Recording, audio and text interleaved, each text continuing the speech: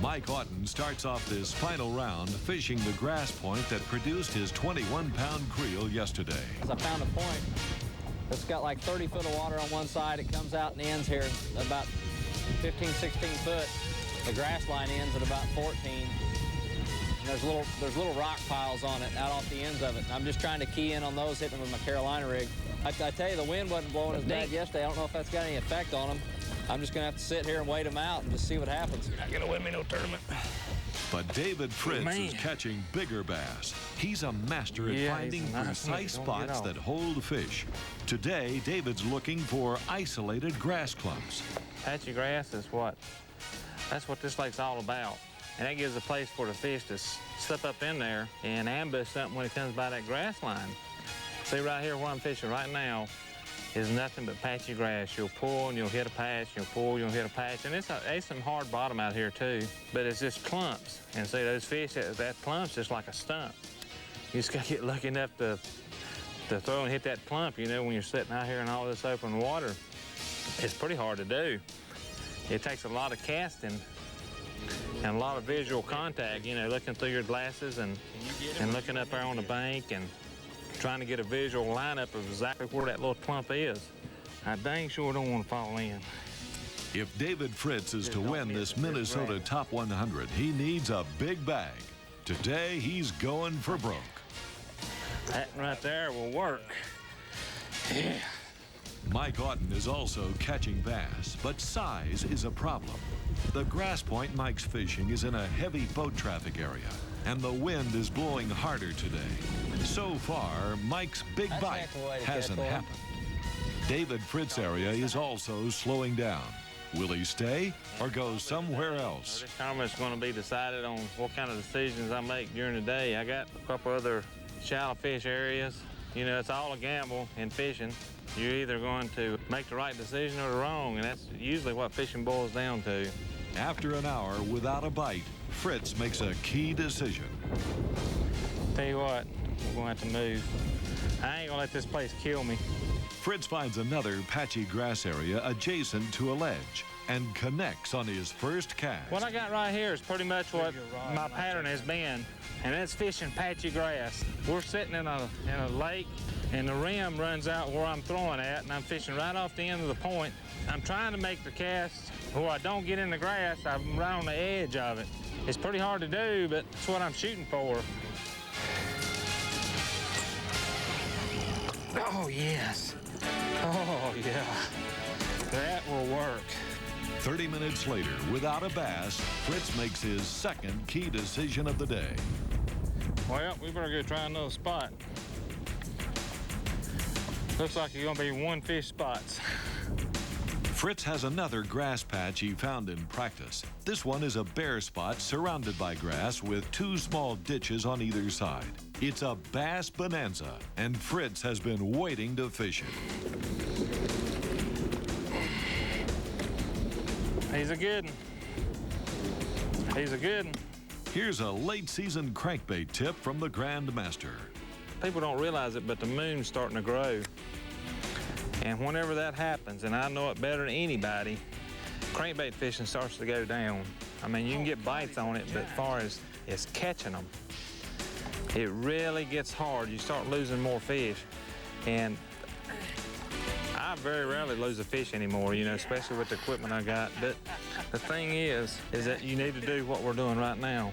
When that moon starts growing, you need to slow down. I've been saving that fish all week. I knew that fish was there, and I've been riding by here and said, well, I believe I'll save him. Mike Otten has a few bass cubby holed himself.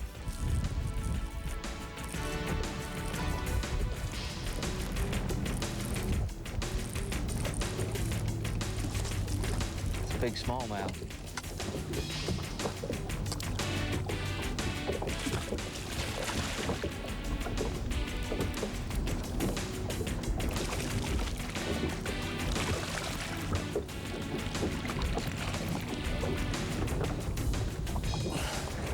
Boy, what a good decision to leave that place over there where I've been sitting on all this time. That's a good feeling right there.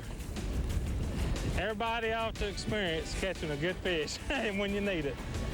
Stay on, stay on. And for David Fritz, catching a big fish when he needs it is becoming a trademark. David has a sixth sense of knowing where bass live, how they feed, and how to catch them.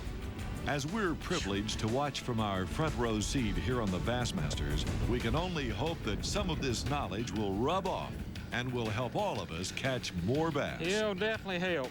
Meanwhile, let's just sit back in amazement and watch one of the best bass fishermen of our time at work.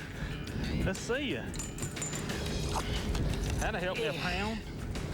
Now I got me 18 or 19 pounds. I got the biggest sack I've caught this week. 19 pounds, 5 ounces. Woo!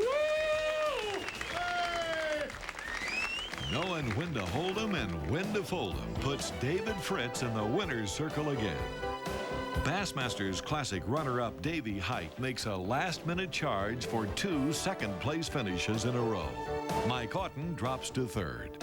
In the amateur division, Pete Cherkas can thank David Fritz for a new boat and his first Bassmaster trophy on the wall. A great performance from a guy who proved the back seat in the right boat can be a pretty good place to fish. Success too.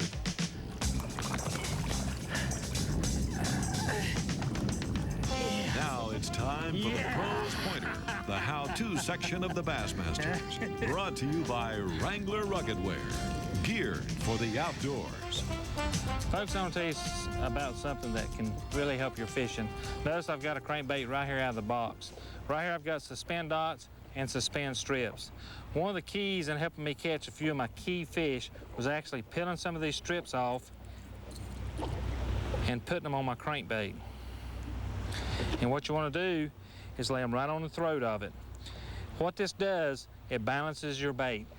You can actually make your bait suspend with enough strips. It makes them cast easier, further, and when you stop your bait, the bait stays where it's at, and it will help you catch more fish. One of the remarkable things that happened in this tournament was David Fritz, who had the courage to change what he was doing and go to an entirely different spot, and boom, caught a 5-pounder, caught another 5-pounder, and another 5-pounder over there, and won the tournament going away. Speaking of changes, next week we were going to Bugs Island Lake on the Virginia-North Carolina border.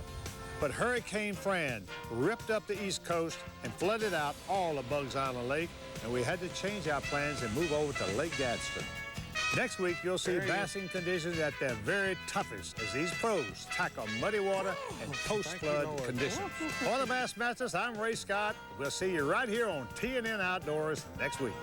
The Bassmasters has been brought to you by Ranger Boats, still building legends one at a time.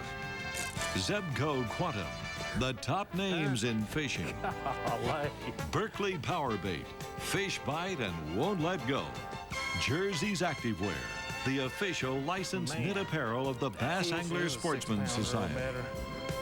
Chevy Trucks, the most dependable, longest-lasting trucks on the road. Motor Guide,